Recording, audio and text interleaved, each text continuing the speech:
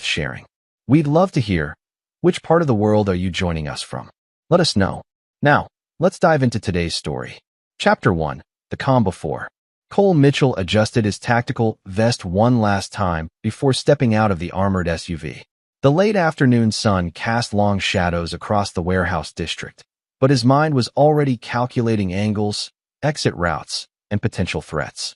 At 34, Cole had traded his Army Ranger uniform for the corporate world, but his instincts remained razor-sharp. "Clean operation, boss," radioed Tommy Briggs, his second-in-command, through the earpiece. "Target secured, no casualties." Cole nodded to himself.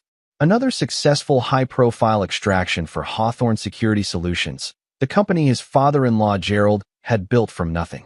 More importantly, it was the company Cole had helped transform from a small-time outfit into a multi-million-dollar operation through his military connections and tactical expertise.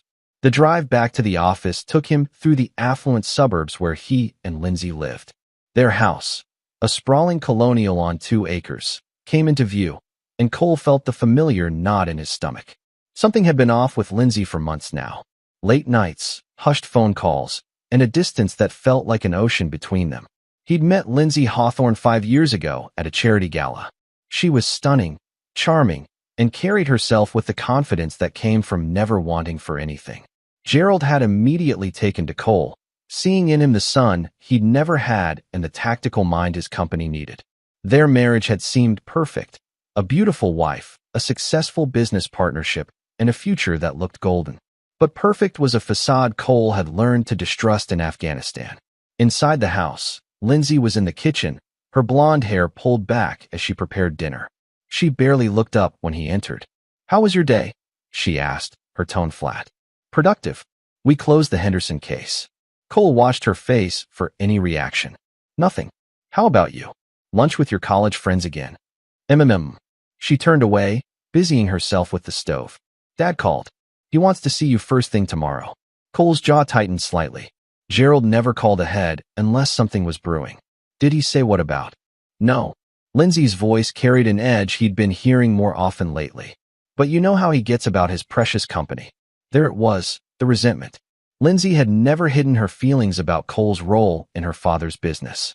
She'd expected to inherit everything, but Gerald had made it clear that Cole was being groomed to take over operations.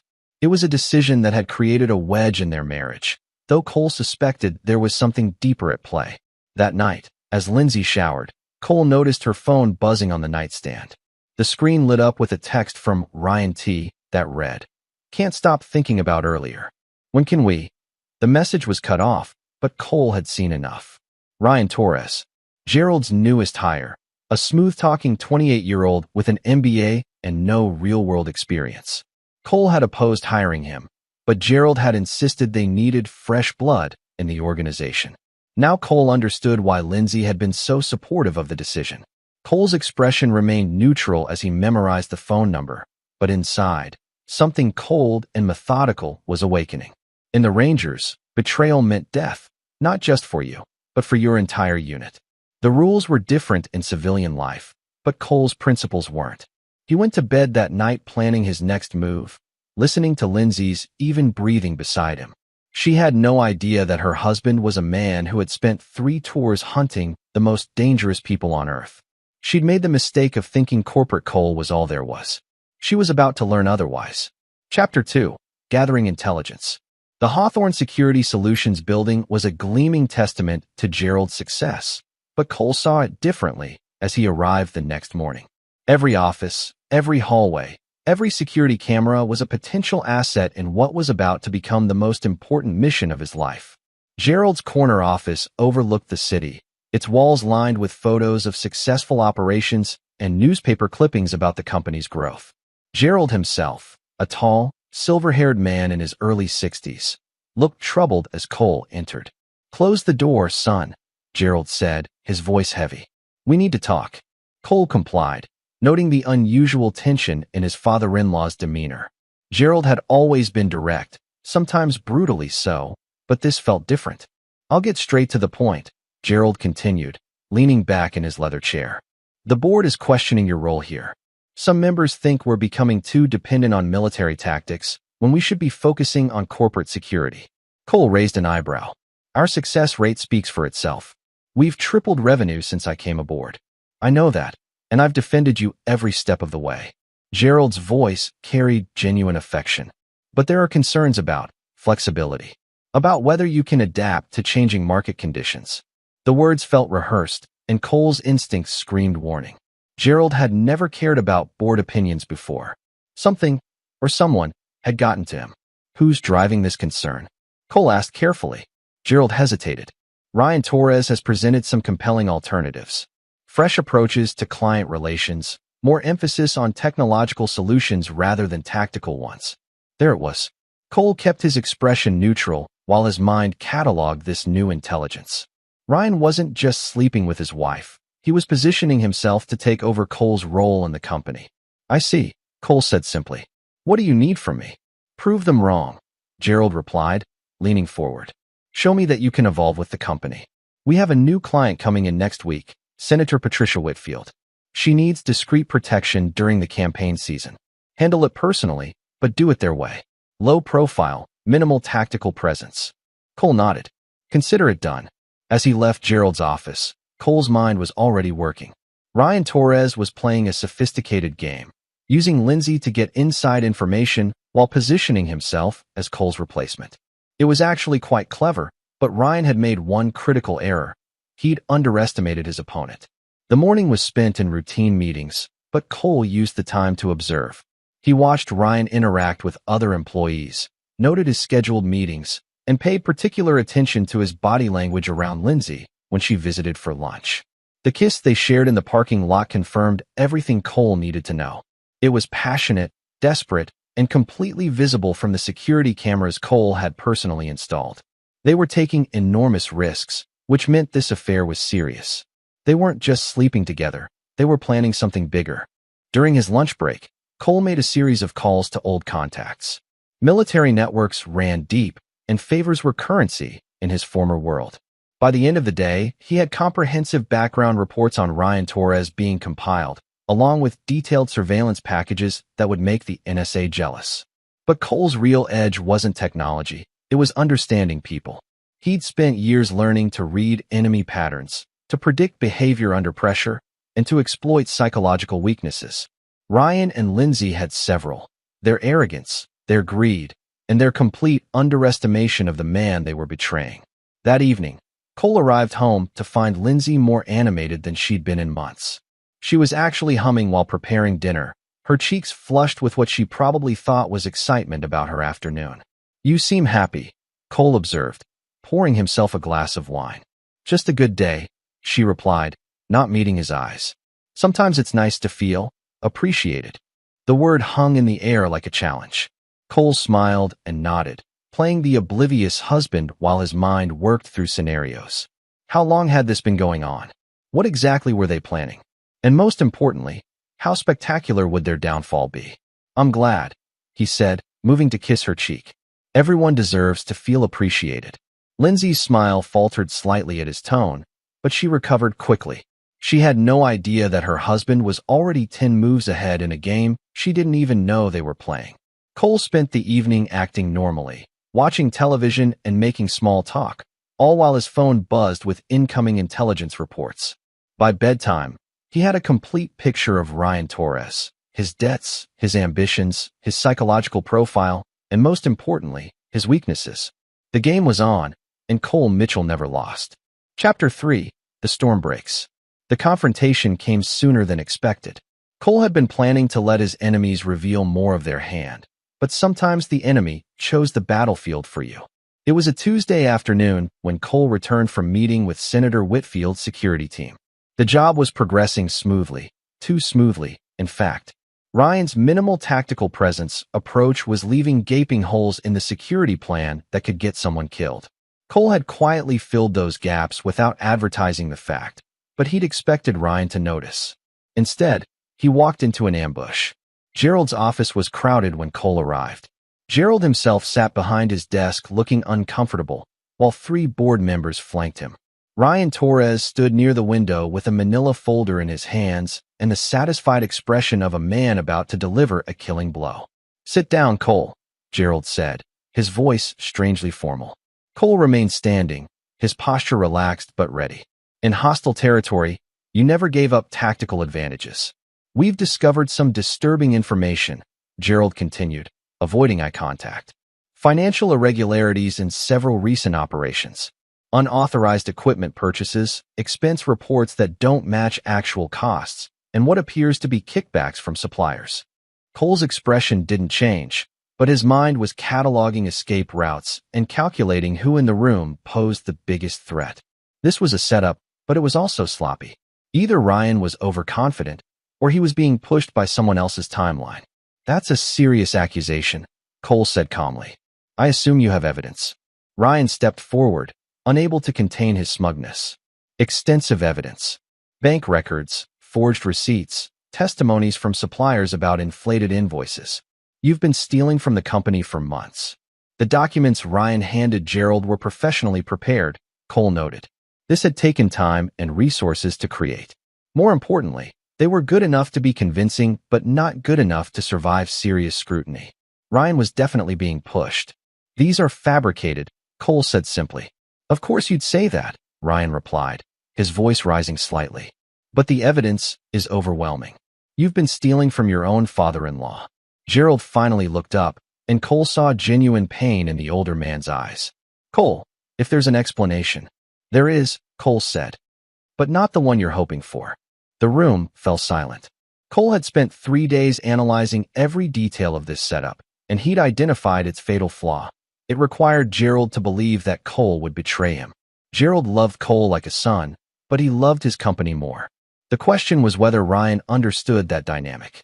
You want my resignation? Cole continued. Fine, but I want something in return. You're hardly in a position to make demands, one of the board members interjected. Cole's smile was cold. Actually, I'm in the perfect position. See, whoever created this evidence made one critical error. They used my access codes to cover their tracks. But those codes logged every transaction, including the ones that created this fake paper trail. Ryan's face went pale, but he recovered quickly. You're bluffing. Am I? Cole pulled out his phone and scrolled through several screenshots. Fascinating how all these irregularities trace back to terminal sessions initiated from Ryan's workstation. Even more fascinating that they all occurred while I was on documented offsite operations. The room exploded into accusations and denials, but Cole was watching Gerald's face. The older man was putting pieces together, and his expression was shifting from hurt to rage. You son of a bitch, Gerald whispered, staring at Ryan. You used my daughter to get inside information, and then you tried to frame Cole? That's not, Ryan began. Where is she? Gerald's voice boomed through the office. The question hung in the air like a death sentence. Gerald was a lot of things, but he wasn't stupid. If Ryan was willing to frame Cole, what else was he planning? And where exactly was Lindsay during this carefully orchestrated ambush? Cole's phone buzzed with a text from Lindsay. Meeting ran late. Won't be home until 8. Don't wait up. He showed the message to Gerald, whose face went from red to white in seconds. She's not at any meeting, Cole said quietly. She's with him. They're probably celebrating what they think is my downfall right about now. Gerald's hands were shaking as he picked up his desk phone. Security, I want Ryan Torres escorted from the building immediately. His access is revoked effective now. You can't do this. Ryan protested as 2 security guards entered. I have contracts, agreements. You have nothing, Gerald snarled. You're fired. Get out. As Ryan was dragged from the office, still protesting his innocence, Cole felt a familiar calm settling over him. This wasn't the end. It was the beginning. Ryan and Lindsay thought they'd cornered him, but they'd actually just revealed themselves to be exactly as stupid and arrogant as he'd hoped. I'm sorry, son, Gerald said once they were alone. I should have trusted you. You had evidence, Cole replied. You did what any businessman would do. What are you going to do about Lindsay? Cole's smile was arctic. I'm going to give her exactly what she deserves. By 5 p.m., Cole was at home packing a bag. He had no intention of leaving permanently, but appearances mattered. When Lindsay and Ryan returned from their celebration, they'd find what they expected, a broken man fleeing in defeat. What they wouldn't find was the extensive surveillance network Cole had spent the evening installing throughout the house, or the detailed psychological profiles he'd compiled on both of them. or the comprehensive plan that would systematically destroy everything they thought they'd won. As Cole loaded his bag into the truck, his phone started buzzing with calls. 50 missed calls, just like the opening sequence of this drama. But these weren't calls of sympathy or support. They were calls from his military contacts, each one confirming that Phase 1 of Operation Perfect Storm was ready to commence. Lindsay and Ryan wanted to play games with a decorated Army Ranger. Cole was about to show them what happened when you declared war on someone who'd spent a decade learning how to win against impossible odds. The storm was coming, and they had no idea what they'd unleashed. Chapter 4, Regrouping. Cole's temporary base of operations was a studio apartment in the industrial district, Spartan and functional. He'd rented it under a shell company 3 months ago, the moment his suspicions about Lindsay had crystallized into certainty. The space contained everything he needed: surveillance equipment, secure communications, and most importantly, complete privacy. The first order of business was intelligence gathering. Cole had spent the night cataloging everything Ryan and Lindsay had done wrong in their planning. They'd been so focused on their deception that they'd forgotten basic operational security. Their text messages, email exchanges, and even their choice of meeting locations created a digital trail that would be admissible in court, if Cole chose to go that route. But courts were for people who believed in justice. Cole believed in consequences. His phone rang at 0600 hours, sharp. Tommy Briggs' voice was professional but concerned. "Boss, heard what happened. That's some serious bullshit." "It's handled," Cole replied, pulling up surveillance footage from his house on his laptop. Lindsay and Ryan had returned around midnight, clearly drunk on wine and victory. They'd spent an hour searching the house for hidden assets, unaware that every cabinet they opened was being recorded. "You need backup?" Tommy asked. In their shared military vernacular, this meant, "Do you need help burying bodies?" "Negative. This is a precision operation." Cole's next call was to Marcus Webb, a former Delta Force operator who now ran a private investigation firm. Marcus owed Cole his life from a mission in Kandahar, and debts like that never expired. "I need complete background workups on 2 targets," Cole said, transmitting photos and basic information. Everything from kindergarten forward. Financial records, psychological profiles, family connections, personal weaknesses. "I want to know what scares them most." Timeline: 48 hours. Consider it done. The information started flowing within hours. Ryan Torres was exactly what Cole had expected: a privileged college boy with an MBA, drowning in student loans and credit card debt, desperate to maintain a lifestyle he couldn't afford. His psychological profile showed classic narcissistic tendencies with underlying insecurity. He was the type who crumbled under real pressure. Lindsay's profile was more complex. She'd grown up wealthy but not happy, with a father who'd been too busy building his empire to provide emotional support. Her string of failed relationships showed a pattern.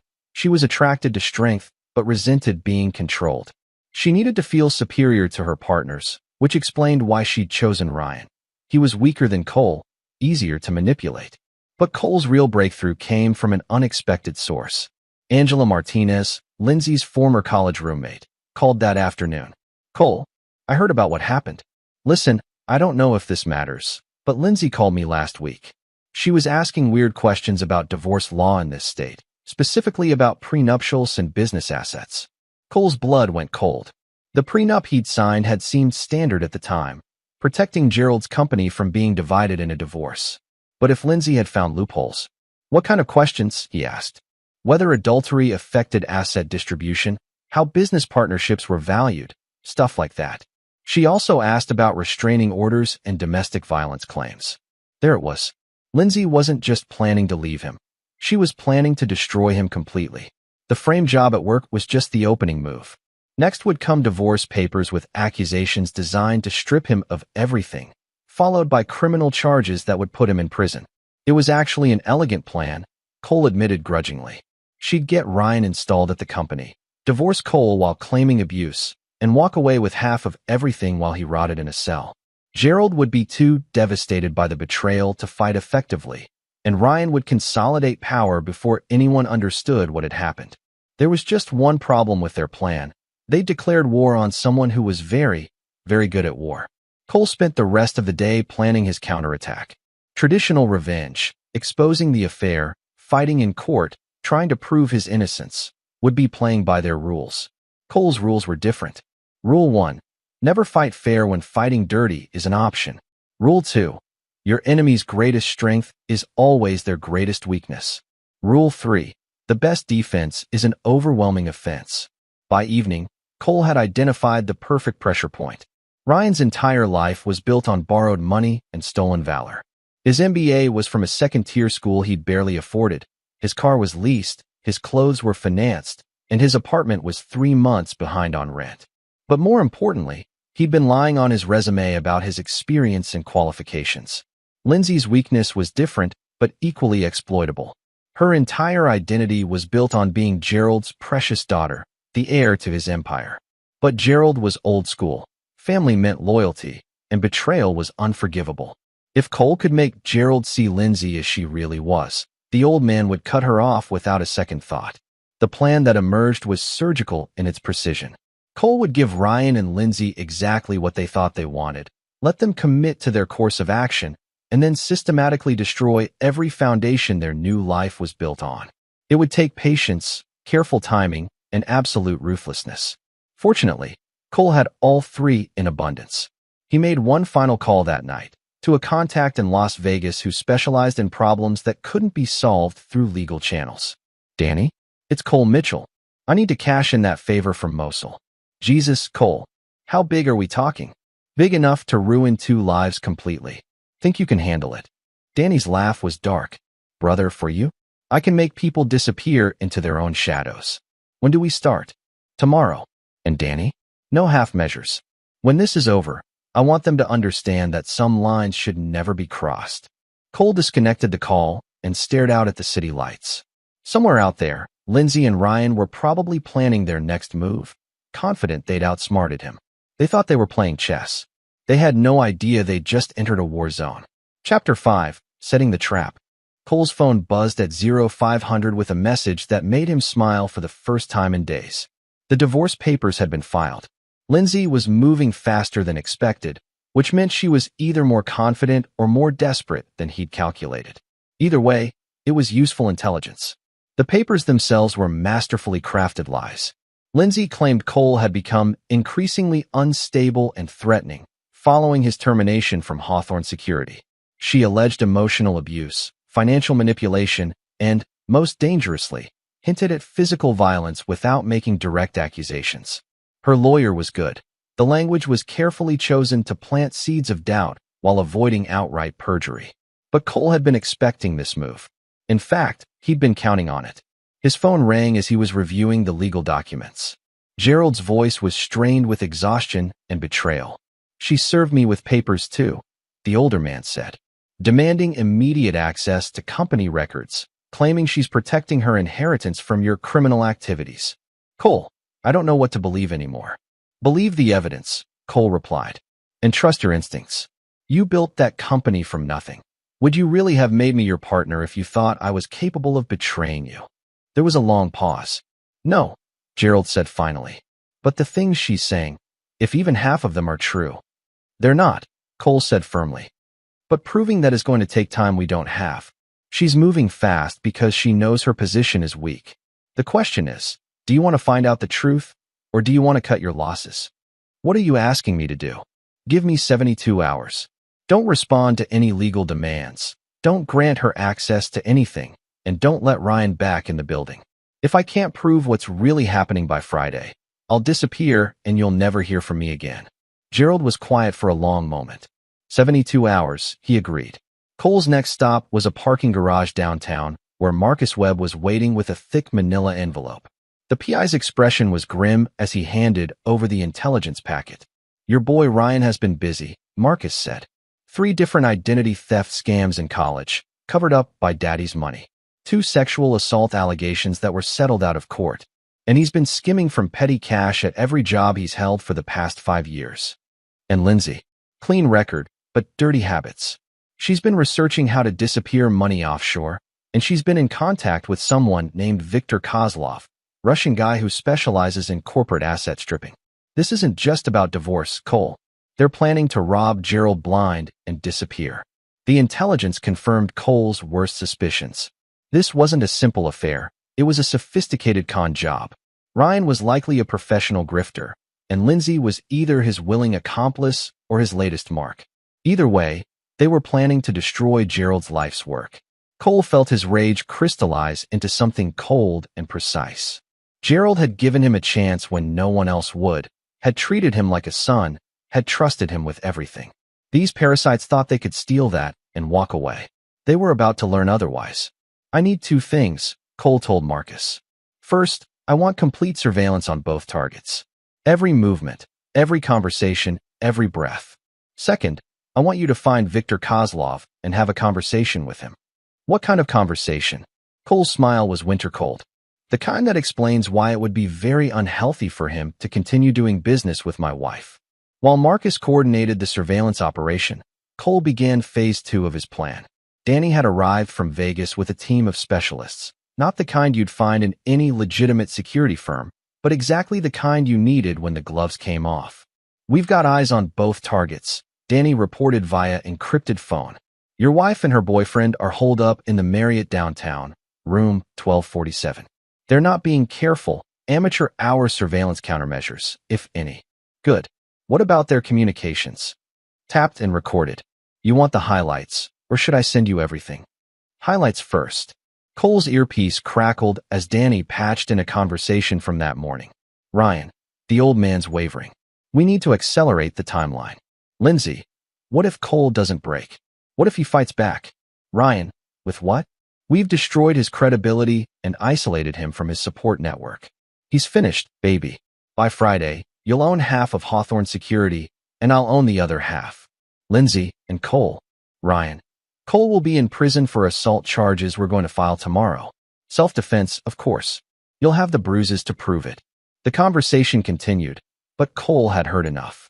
They were planning to frame him for domestic violence, using staged injuries and manufactured evidence. It was actually quite sophisticated, the kind of plan that would destroy a man's life even if he eventually proved his innocence. But they'd made one critical error. They'd assumed Cole would react emotionally, that he'd confront them directly and give them the evidence they needed. They were expecting the Cole they thought they knew, the corporate executive who played by rules and respected boundaries. They were about to meet the other Cole. "Danny," Cole said quietly, "how do you feel about making some people very, very sorry they were ever born?" "That's literally my favorite thing," Danny replied. "What did you have in mind?" Cole outlined his plan, watching his friend's expression shift from interest to amazement to something approaching awe. "Jesus Christ, Cole.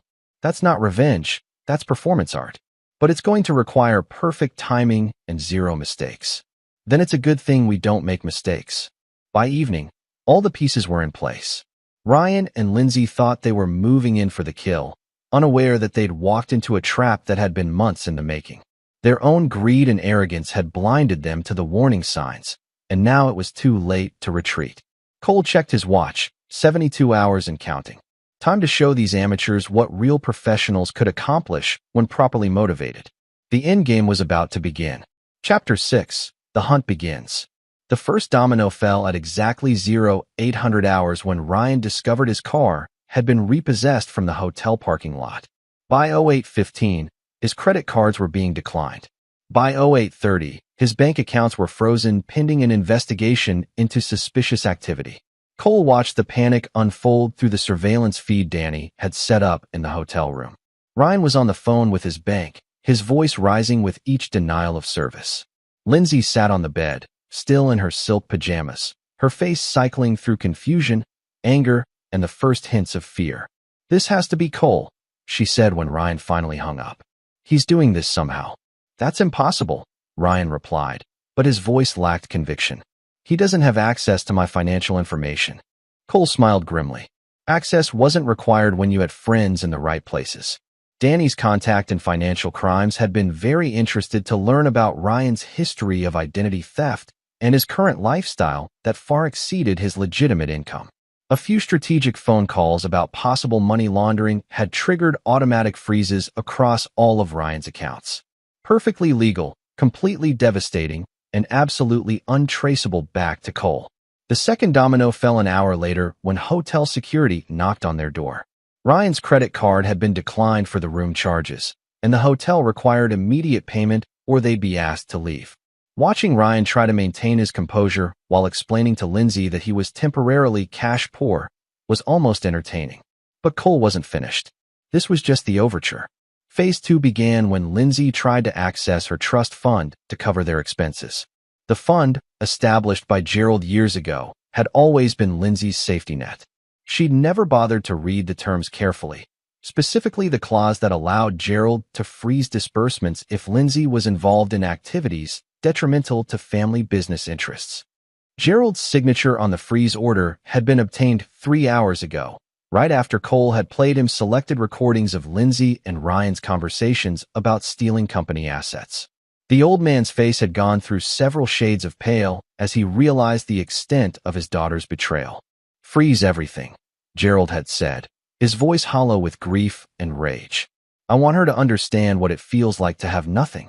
By noon, Lindsay and Ryan were in the hotel lobby with their suitcases, having been politely but firmly evicted. Cole watched through the security cameras as they argued in hushed voices about where to go and how to pay for anything. Their faces showed the first cracks in their confidence, the realization that their carefully laid plans were unraveling faster than they could adapt. But this was still just the beginning. Cole's phone buzzed with an update from Marcus Webb. "Kozlov has been neutralized. Won't be taking their calls anymore." The conversation with Viktor Kozlov had been brief but effective. When presented with evidence of his connection to Ryan Torres and informed that Torres was being investigated by federal authorities for financial crimes, the Russian had immediately distanced himself from the operation. Professional criminals didn't survive by associating with sloppy amateurs who attracted law enforcement attention. This left Lindsay and Ryan completely isolated, cut off from their financial resources and their offshore escape plan. They were beginning to understand that they'd overestimated their own cleverness and seriously underestimated their opponent. Cole decided it was time to let them know they were being hunted.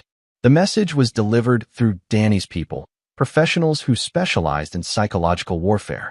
Ryan received a phone call from someone claiming to be an FBI agent investigating financial irregularities at Hawthorne Security. The caller didn't make any direct accusations, just asked where Ryan could be reached for follow-up questions and mentioned that they'd be very interested in speaking with him about his business relationship with Viktor Kozlov. Lindsay's message was more personal. A woman approached her in the coffee shop where she was hiding, introduced herself as a private investigator, and handed her a manila envelope. "Your husband asked me to give you this," the woman said casually. "He thought you should know what kind of man you're really involved with." The envelope contained Ryan's complete criminal history, including police reports from the sexual assault allegations and documentation of his identity theft schemes. But the real gut punch was the final document. A psychological profile that identified Ryan as a classic predatory sociopath who targets vulnerable women from wealthy families. Cole knew Lindsay well enough to predict her reaction.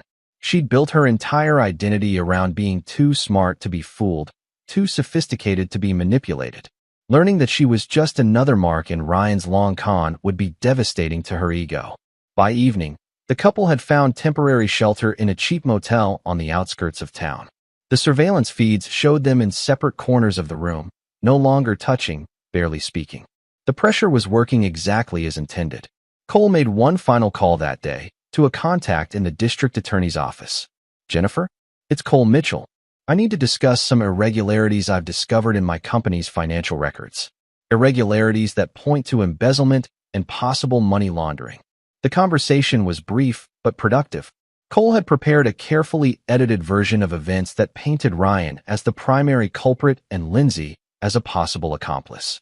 The evidence was circumstantial but compelling, and Jennifer agreed to open a preliminary investigation. By tomorrow morning, there would be real federal agents looking for Ryan Torres, and they wouldn't be nearly as polite as Danny's impersonator had been. Cole checked his watch, 48 hours remaining. Phase 3 would begin tomorrow, and that's when things would get genuinely unpleasant for his targets. So far, he'd been destroying their external resources, their money, their connections, their escape routes. Tomorrow, he'd start destroying them from the inside. As he prepared for sleep in his Spartan apartment, Cole felt a familiar sense of anticipation. In Afghanistan, this was the feeling he'd had before a major operation, the calm certainty that came from superior planning overwhelming force, and absolute commitment to the mission. Lindsay and Ryan had declared war on him. Now they were about to learn what war with Cole Mitchell actually looked like. Chapter 7. Psychological Warfare. The third day began with Ryan's complete psychological breakdown. Cole watched through the surveillance feed as the younger man paced the motel room like a caged animal, his carefully maintained composure finally cracking under pressure.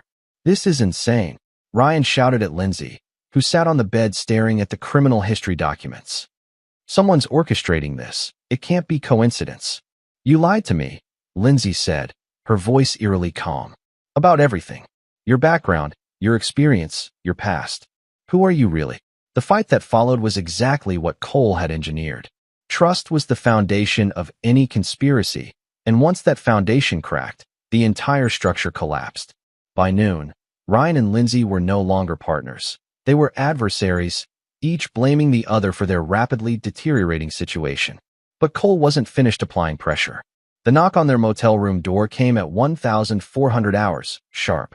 2 actual FBI agents, following up on the complaint Cole had filed through official channels. They weren't there to arrest anyone, yet, but their questions were pointed and professional. "Mr. Torres, we're investigating irregularities in the finances of Hawthorne Security Solutions. We understand you recently worked there?" Cole listened to the conversation through the surveillance feed, admiring the agent's technique. They didn't accuse Ryan of anything directly, but they made it clear they knew about his background and were very interested in his recent activities. "We'd appreciate it if you remained available for further questioning," one agent said as they prepared to leave. "And Mr. Torres? We strongly advise against any travel outside the state until this matter is resolved." After the agents left, Ryan turned to Lindsay with panic in his eyes. "We need to run. Now, before this gets worse." "With what money?" Lindsay snapped. "You've maxed out every credit card, emptied every account. We can't even afford gas money, let alone plane tickets." "Then call your father. Make a deal." Lindsay's laugh was bitter. "My father isn't taking my calls. He's frozen my trust fund and told his lawyer to fight the divorce as aggressively as possible. According to the prenup, if I'm found to have committed adultery, I get nothing." Cole felt a moment of satisfaction. Gerald had recovered from his initial shock and was now fighting back with the fury of a man protecting everything he'd built. The old man might be heartbroken about his daughter's betrayal, but he wasn't about to let her destroy his life's work. Phase 4 began that evening with a more personal touch. Cole had spent hours studying Lindsay's psychological profile, looking for the pressure points that would cause maximum damage. He found them in her relationship with her mother. Patricia Hawthorne had died when Lindsay was 12, leaving her daughter with unresolved abandonment issues that shaped every relationship she'd had since.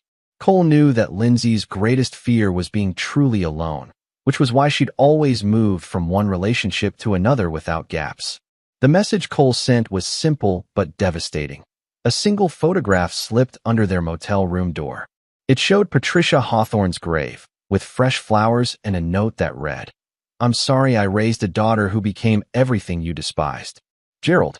Cole had placed the flowers himself and forged Gerald's handwriting, but Lindsay wouldn't question the authenticity. She'd be too devastated by the implications, that her father had disowned her so completely that he was apologizing to her dead mother for her existence. The psychological impact was immediate and catastrophic. Lindsay collapsed onto the motel bed, sobbing with the kind of raw grief that came from losing everything that mattered. Ryan tried to comfort her, but she pushed him away, and Cole could see the final bonds between them dissolving in real time. "This is your fault," she whispered to Ryan. "All of this. You said you had a plan. You said we'd be rich. You said." "I said a lot of things," Ryan interrupted, his own mask finally slipping.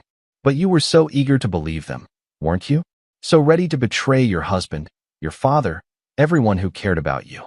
Don't blame me for giving you what you wanted." The conversation devolved into mutual recriminations and accusations, exactly as Cole had intended. Divide and conquer wasn't just military strategy, it was human nature. Turn allies against each other, and they destroy themselves more effectively than any external attack.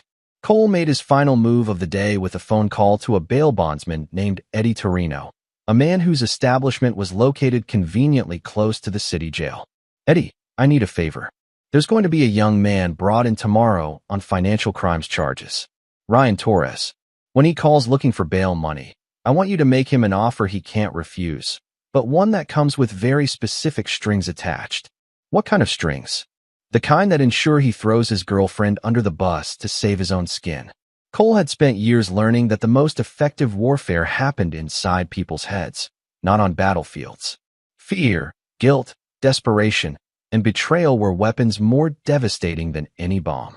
Lindsay and Ryan had used those same weapons against him and Gerald, but they were amateurs playing with tools they didn't understand. Cole was a professional. As he prepared for the final phase of his operation, Cole felt no satisfaction, no joy, only the cold certainty that justice was being served. These people had declared war on his family, had tried to destroy everything he and Gerald had built together. Tomorrow, they would reap the consequences of that decision. His phone buzzed with a text from Gerald. I don't know what you're doing, but the feds called. They want to meet tomorrow about Lindsay and Ryan. Whatever evidence you've provided, it's enough for them to move forward with charges. Cole typed back, Justice is coming, Gerald. For both of us. He meant every word.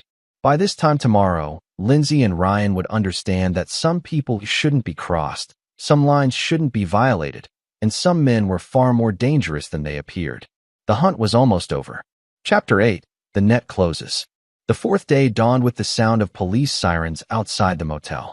Cole watched through the surveillance feed as Ryan Torres was led away in handcuffs, charged with wire fraud, identity theft, and conspiracy to commit embezzlement. The federal investigation had moved faster than expected, spurred by additional evidence that had mysteriously appeared in the prosecutor's files overnight. Lindsay stood in the doorway of their motel room, watching the only person she had left in the world disappear into the back of a police cruiser. Her face was empty, hollowed out by the realization that she was now completely alone with no resources and no allies. But Cole wasn't finished with her yet. The phone call came an hour later, while Lindsay was sitting on the motel bed staring at the wall. The voice on the other end was professional, sympathetic, and completely fabricated. Miss Hawthorne, this is Detective Sarah Chun with the Domestic Violence Unit. We've received some disturbing information about your relationship with Ryan Torres. We'd like to speak with you about possible charges. The conversation was brief but effective. Cole's people had crafted a narrative suggesting that Ryan had been physically abusive, using Lindsay's own statements about their relationship as evidence. It was the same tactic they'd planned to use against Cole, turned back on them with surgical precision. By noon, Lindsay was at the police station, not as a witness, but as a potential victim being questioned about Ryan's pattern of manipulative and abusive behavior. The irony wasn't lost on Cole. They were being destroyed by the very lies they'd prepared to use against him. The real breakthrough came when Ryan, facing federal charges and the possibility of decades in prison, decided to negotiate. Eddie Torino's conversation with him had been exactly as Cole had scripted. Look, kid, your bail is set at $500,000. I can front that money, but I need collateral. Information. The kind that might help certain people understand how you got into this mess. Ryan, desperate and terrified, had provided a full confession. He detailed the entire conspiracy, how he'd targeted Lindsay because of her father's wealth, how they'd planned to frame Cole and steal the company assets, how the whole affair had been orchestrated from the beginning. But Ryan's confession contained an unexpected revelation that changed everything. Lindsay hadn't been a co-conspirator, she'd been another victim. Ryan had identified her as a mark months before applying for the job at Hawthorne Security, had researched her psychological vulnerabilities, and had manipulated her into believing the affair was her idea. Cole felt his rage shift and focus as he read the transcript. Lindsay was guilty of adultery and betrayal, but she'd been played by a professional con artist who specialized in exploiting lonely, wealthy women. She was weak and selfish, but she wasn't the criminal mastermind Cole had assumed. This changed the equation significantly. Gerald arrived at Cole's apartment that evening, looking older than his years, but with fires still burning in his eyes. The feds briefed me on everything, Gerald said, settling into the single chair Cole's Spartan space provided. Ryan's confession, the evidence you gathered, all of it. They're calling it one of the most sophisticated corporate infiltration schemes they've seen. What about Lindsay? Cole asked. Gerald's face crumpled slightly. She's broken, completely destroyed. The doctors think she's having some kind of psychological breakdown from the trauma. She keeps asking for you. For me. She says she needs to apologize, that she understands what happened now. The FBI psych evaluation suggests she's been manipulated for months, maybe longer. Ryan was very good at what he did. Cole was quiet for a long moment, processing this new information. His plan had been designed to destroy two conspirators equally, but the reality was more complex. Lindsay was guilty of betrayal, but she'd also been victimized by someone far more sophisticated than either of them had realized. "What do you want me to do?" he asked Gerald. "I want you to come home," the older man said simply. "Your job is waiting, your office is exactly as you left it, and frankly, I need you. This whole situation has shown me how vulnerable the company is to this kind of attack. We need better security, better protocols, better everything." And Lindsay? Gerald was quiet for a long time. "She's my daughter," he said finally. "She made terrible choices, but she's still my blood. I can't just abandon her, even after everything she's done. But I also can't trust her with the company anymore. She'll need to find her own way." Cole nodded slowly. The anger that had sustained him for the past 4 days was beginning to fade, replaced by something more complex. Justice had been served. Ryan would spend years in federal prison, and Lindsay would live with the consequences of her choices. But complete destruction had never been the goal. The goal had been protection. Protecting Gerald, protecting the company, protecting the life they'd built together. "I'll come back," Cole said. "But things will be different. New security protocols, new safeguards, new everything. I won't let us be vulnerable like this again." "Agreed," Gerald said, standing and extending his hand. "Partners. Partners," Cole confirmed, shaking the older man's hand. As Gerald left, Cole made one final call to Danny in Las Vegas. "It's over," he said simply. "Clean up the surveillance and destroy all the records. This operation never happened." "What about the woman?" "Lindsay." Cole was quiet for a moment, thinking about the broken woman sitting in a police interview room, finally understanding how completely she'd been manipulated. "She's suffered enough," he said finally. "Let her rebuild her life, if she can." Cole Mitchell had always been a man who finished what he started, but he was also a man who understood the difference between justice and vengeance. Ryan Torres would pay the full price for his crimes. Lindsay would live with the consequences of her choices, but she'd have the chance to make better ones in the future. Sometimes that was enough. Chapter 9, New Foundations.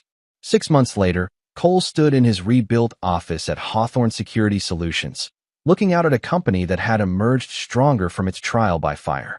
The new security protocols he'd implemented were cutting-edge. The employee screening process was thorough enough to satisfy military standards, and the financial oversight systems would have prevented another Ryan Torres from getting within a mile of sensitive information. Gerald knocked on the door frame, carrying 2 cups of coffee and wearing an expression Cole had learned to recognize, serious but not grim. "The Torres sentencing came through this morning," Gerald said, settling into the chair across from Cole's desk. 15 years federal, no possibility of parole for the first 7. The judge called him a predator who targeted vulnerable families and recommended psychological evaluation for sociopathic tendencies. Cole nodded. Justice had been served, though he felt no satisfaction in the outcome. Ryan Torres was exactly what he'd appeared to be from the beginning, a dangerous predator who'd finally been stopped. The real tragedy was how many lives he'd damaged before being caught. "Any word on Lindsay?" Cole asked, though he wasn't sure he wanted to know the answer. Gerald's expression softened slightly. "She's doing better. The therapy is helping, and she started working at a nonprofit in Denver. Child advocacy, helping kids who've been manipulated by predators. Says she understands what that feels like now." Cole was surprised by the choice. Lindsay had always been self-centered, focused on her own comfort and desires. The idea of her dedicating time to helping others suggested a fundamental change in character. "She asked me to give you this," Gerald continued, pulling a sealed envelope from his jacket pocket. "Said she's been trying to write it for months." Cole took the envelope but didn't open it immediately. He'd been expecting some form of contact from Lindsay eventually, but he wasn't sure what he wanted to hear from her. "Gerald," he said carefully, "I need you to understand something. What happened between Lindsay and me, that's finished. Whatever she says in this letter, whatever she might hope for, I'm not interested in reconciliation. Some lines, once crossed, can't be uncrossed." Gerald nodded slowly. I understand, son. And honestly, I think she does too. This isn't about getting back together. It's about something else. Cole opened the envelope and read the handwritten letter inside. Lindsay's penmanship was still elegant, but there was something different about it. Less calculated, more genuine. Cole, I know you have no reason to read this, and even less reason to believe anything I say. I've spent 6 months in therapy trying to understand how I became someone capable of the things I did, and I'm still not sure I have all the answers. What I do know is that I was weak, selfish, and cruel. I betrayed a man who loved me, hurt a father who trusted me, and nearly destroyed something beautiful because I was too damaged to recognize its value. Ryan didn't make me do those things. He just gave me permission to be the worst version of myself. I'm not writing to ask for forgiveness, because I don't deserve it. I'm not asking for another chance, because I know that's impossible. I'm writing to tell you that the work you and Dad built together is safe with you, and that's all I ever wanted it to be. The children I work with now have been manipulated by adults who were supposed to protect them. When I help them understand that the abuse wasn't their fault, that they deserve better, that they can build new lives, I think about you, and Dad, and the life I threw away. I can't fix what I broke, but maybe I can keep other people from making the same mistakes. Thank you for not destroying me completely when you had every right to do so. I know you showed mercy when I didn't deserve it, and I'll spend the rest of my life trying to be worthy of that mercy. Take care of Dad for me. He loves you like the son he never had, and he needs you more than he'll ever admit. Lindsay. Cole read the letter twice, then carefully folded it and placed it in his desk drawer. It wasn't an apology, not really. It was an acknowledgement of responsibility and a promise to do better. That was more than he'd expected from the woman who'd tried to destroy him. She's not asking to come back, he told Gerald. No, the older man agreed. She understands that bridge is burned. But I think she needed you to know that she understands why it had to burn. Cole's phone buzzed with an incoming call from Senator Whitfield's office. The security contract they'd won in the aftermath of the Ryan Torres scandal had led to bigger opportunities, and Hawthorne Security was now protecting some of the most important people in the country. I need to take this, Cole said, reaching for the phone. Gerald stood to leave, then paused at the door. Cole, what you did to protect this company. I never asked for details, and I don't need them. But I want you to know that everything you built here will outlast all of us. That's a hell of a legacy. As Gerald left, Cole answered the phone and dove back into the work that had become his life's mission. Building something that mattered, protecting people who deserved protection, and ensuring that predators like Ryan Torres couldn't destroy what good people worked to create. He'd started this journey as a soldier following orders. Then he'd become a businessman building a company. But the events of the past year had transformed him into something else entirely. A guardian, standing watch over the things that mattered most. The letter from Lindsay would stay in his desk drawer, a reminder that people could change, for better or worse, and that mercy, carefully applied, was sometimes more powerful than vengeance. Cole Mitchell had learned to forgive, but he would never forget. The next predator who threatened his family would discover that some guardians never stopped being soldiers, and some soldiers never learned to show mercy twice. Outside his window, the city continued its daily rhythm, unaware that one of its most dangerous protectors was watching from the shadows, ready to defend what couldn't defend itself. The storm had passed, but Cole remained, vigilant, uncompromising, and absolutely lethal to anyone foolish enough to threaten the people he'd sworn to protect. Some battles ended in victory. Others ended in understanding. The best ones ended in both. This is where our story comes to an end. Share your thoughts in the comments section. Thanks for your time. If you enjoy this story, please subscribe to this channel. Click on the video you see on the screen, and I will see you there.